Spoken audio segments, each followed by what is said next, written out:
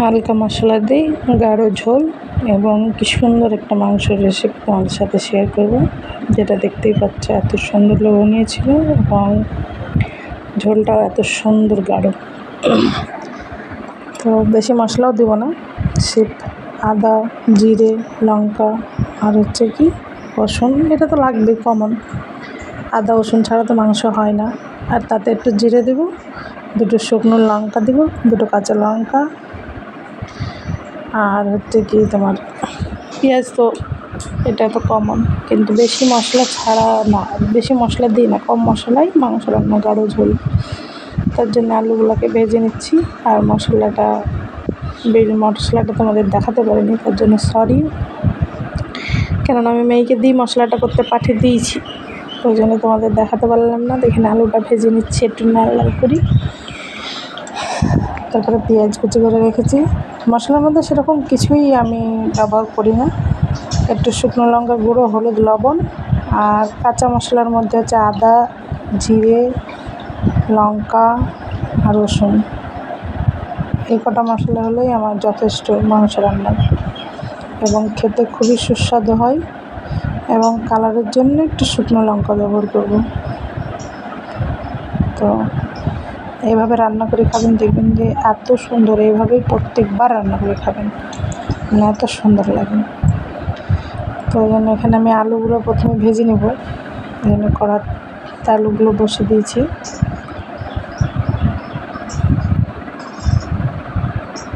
দেখো আলুটা ভাজা ভাজা হয়ে গেছে।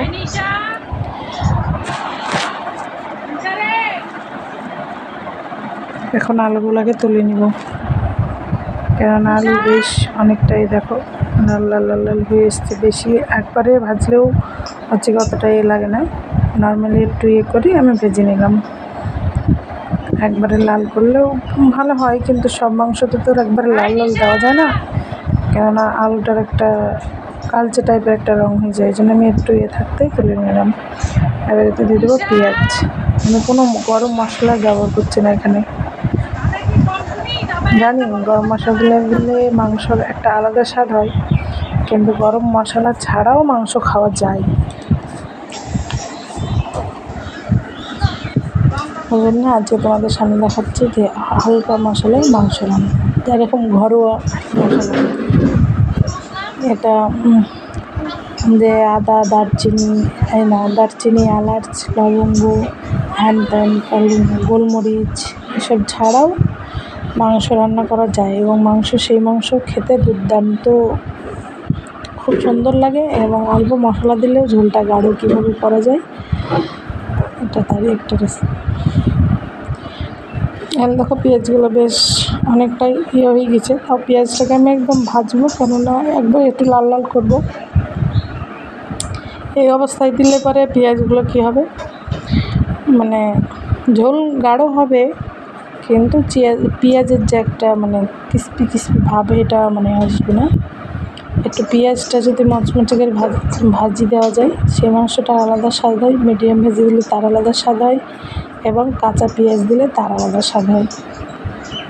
তো এখানে আমি অনেকটা করে ফেলেছি, আর বেশি ভাজবো না। তো মাংসগুলো এবার দিয়ে দিচ্ছি। এবার মাংসগুলো পেঁয়াজ শুদ্ধ ভেজে নেব একটু মাংসটাকে, কেননা মাংসর তো গ্যাস থাকে, মাংসটাকে একটু কড়াইয়ে ভেজে নিলে মাংসর যে একটা গ্যাস সেটা চলে যায়। তো এখানে আমি যারা খান না, ঠিক আছে, আমি জানি অনেক মানুষ খায় না, কিন্তু আমার যেহেতু ক্যালসিয়ামের ঘাটতি আছে, আমাকে কিন্তু ডাক্তারে খেতে বলেছে। আমি আগে খেতাম না, তো যাই হোক আমাকে ডাক্তার আগে খেতে বলেছে বলে এখন আমি দুটো একটা করে খাওয়ার চেষ্টা করি।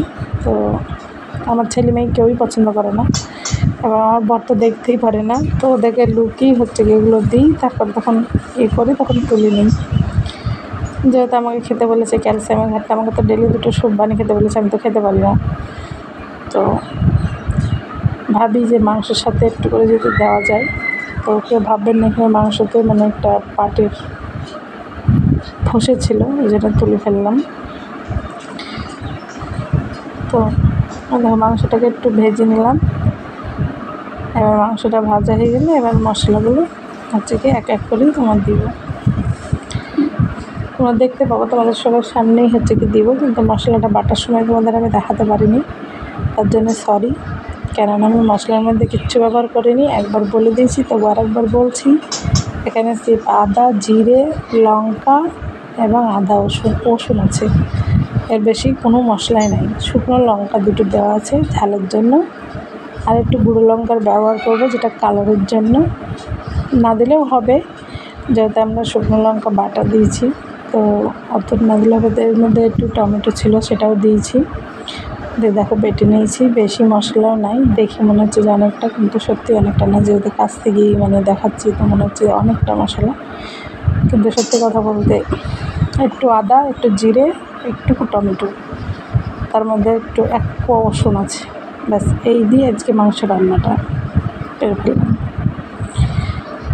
তো কেমন লাগবে অবশ্যই জানাবা, এবং রান্না করে একবার হলেও খেয়ে দেখবা।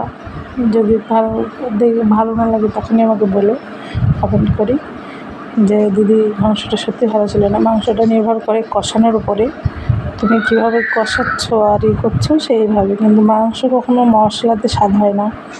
অল্প মশলাতেও মাংস স্বাদ আনা যায়, কিন্তু সেটা হচ্ছে কি তোমাকে ধৈর্য ধরে কষাতে হবে মাংসটা, তবে কি মাংসটা সম্পূর্ণ ভিডিও তো কষানোটা তো দেখানো যায় না, আমরা তো ভিডিও তৈরি করি কেটে, তো সেই জন্য আমরা সম্পূর্ণ ভিডিওটা তোমাদের দেখাতে পারি না, এই জন্য সরি। যাই হোক, এখানে আমি তোমাদের সামনে দেখলাই যে মশলাটা দিলাম, আর একটু লবণ, হলুদ, আর একটু লঙ্কার গুঁড়ো কালারের জন্য। আর আমাদের বলো না যে অল্প মাংস, এখানে মোটামুটি 800 মাংস আছে, এবং আমরা বেশি লোক না, মাত্র 3 জন, আমি, আমার মেয়ে আর ছেলে ছোটো। তো 3টে মানুষ আমাদের যথেষ্ট। 4 বার্গার মাংস, 3 বার্গার, সকাল, দুপুর, রাত্রি, 3 বার্গার আমাদের যথেষ্ট। কেননা আমাদের বাড়িতে বেশি মাংস কেউ খায় না, 2 পিস সবাই খায়, তো সেইভাবেই আমার রান্না করা। আমাদের 3 জনের 2 পিস করে 3 বার আরামসে হয়ে যাবে। তো নেমে আছে, এখন আমি হচ্ছে কি মাংসটাকে আঁচে বসে দিয়েছি যাতে পেঁয়াজটা গলে যায়। দেখতেই পাচ্ছি প্রথমবারেই কীরকম গলে গেছে পেঁয়াজটা, কেননা পেঁয়াজের উপরে নির্ভর করে তোমার ঝোলটা কীরকম হবে, গাঢ় না কম।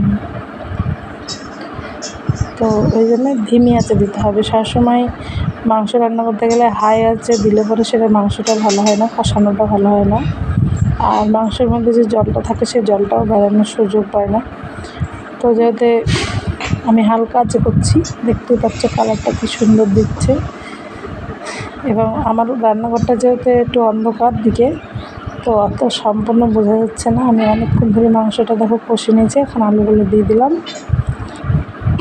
যেহেতু আমি স্লো আছে হচ্ছে কি করছি, আস্তে আস্তে জলটা বেরাচ্ছে এবং আস্তে আস্তে কষাটা হচ্ছে, এতে কী হয় মাংসটার টেস্টই আলাদা হয়। এখানে আলুগুলো দিয়ে দিলাম, আলুগুলো দিয়ে এখন একটু কষে নেব। কষার পরে জল দেবো, গরম জল দিলে ভালো হয়। গরম জল দেবোতে আমার কাছে মানে করছি না, এমনি ঠান্ডা জল ঢেলে দেবো। তো এখানে 2টো কাঁচা লঙ্কা ছেড়ে দিলাম এই জন্য কটা, কেননা ছেলে মেয়ে তো ঝাল তো বেশি খাবে না, তো যাতে আমার ঝালটা ভালো লাগে, তো আমি লঙ্কাগুলো বেছে খেতে পারবো, ওই জন্য হচ্ছে কি টমেটো ঝাল দিলাম। আর লঙ্কা 2-1টা লাস্টে কষানোর পরে নামে দিলে পরে কি হয়, মানে একটা লঙ্কার যে একটা মানে স্মেলিং, মানে খুব সুন্দর একটা খুশবু আসবে লঙ্কার, সেটাতে খুব মাংস, মাছ, মানে নামানোর আগে যদি 2-4টে কাঁচা লঙ্কা চিড়ে দেওয়া যায় না, সে তরকারির টেস্টই আলাদা হয়। তো প্রায় আমার ফুটে গেছে দেখতে পাচ্ছ। ঝোলটাকে আমি যেহেতু গাঢ় করবো, আরও একটু ফুটাবো, এবং আরও ঝোলটা যত ফুটাবো তত গাঢ় হবে, যত ফুটবে আলুগুলো ভালোভাবে সেদ্ধ হবে। আর আমি বলবো মাংস যেই রান্না করো না, টাইম নিয়ে রান্না করো, একটু ধৈর্য ধরে রান্না করো। ধৈর্য ধরে রান্না করলে সেই মাংসের টেস্টই আলাদা হয়, গ্রেভিটাই আলাদা হয়। দেখো আমার রান্না প্রায় কমপ্লিট, আমি ঢেলে নিয়ে ঘরে চলে এসেছি, আর তোমাদেরকে দেখাচ্ছি এখন কালারটা। এখনও